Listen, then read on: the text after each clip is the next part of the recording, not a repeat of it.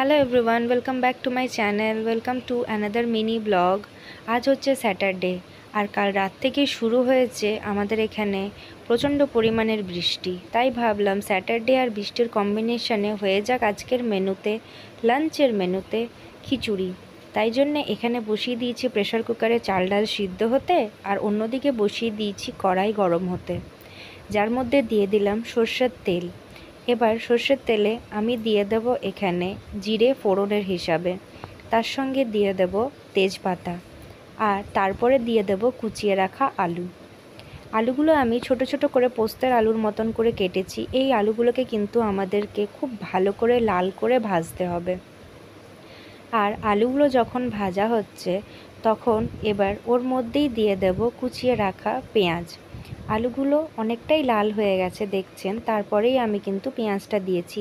হ্যাঁ, পেঁয়াজটা আর আলুটা আমি একসাথেই ভাজি সবসময়তেই, তাতে গ্যাসটা আমার একটুখানি সেভ হয়। আপনারা চাইলে আলু পেঁয়াজটা আলাদা আলাদাও ভাজতে পারেন।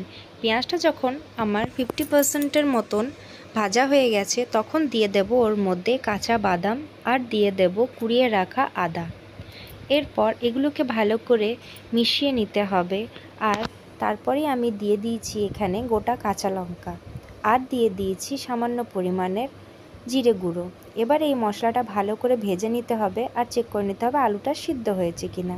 আর ওই পাশে দেখুন আমি এখানে চাল, 2 রকমের ডাল, অরহর ডাল আর মসুরির ডাল, টমেটো, নুন, হলুদ, মিষ্টি আর একটু তেল দিয়ে এটাকে সিদ্ধ করে নিয়েছিলাম। তারপরে দিয়ে দিয়েছিলাম ওই মশলাটা। তাহলে আমাদের খিচুড়ি রেডি। আর সাথে হবে বেগুন আর টমেটোর ভর্তা। আজ শনিবার, তাই আজকে কিছু পোড়ানো যাবে না আমাদের বাড়িতে। তাই ভাবলাম মাইক্রো ওভেনে একটুখানি টমেটো আর বেগুনটাকে দিয়ে দিই। তারপরে ওটা যখন সিদ্ধ হয়ে গেল ওর মধ্যে দিয়ে দিলাম একটু লেবুর রস, তারপরে দিয়ে দেবো কুচনো পেঁয়াজ, কুচনো কাঁচা লঙ্কা, দিয়ে দেবো সামান্য পরিমাণের নুন আর কাঁচা তেল। এরপরে আর কি, এবারে এটাকে ভালো করে মাখিয়ে নিতে হবে। আমি এখানে হাতের সাহায্যেই মাখিয়েছি।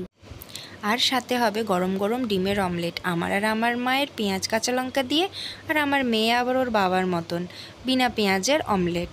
তাহলেই রেডি হয়ে গেল গরম গরম খিচুড়ি। ভালো লাগলে বাড়িতে বানিয়ে একবার ট্রাই করবেন।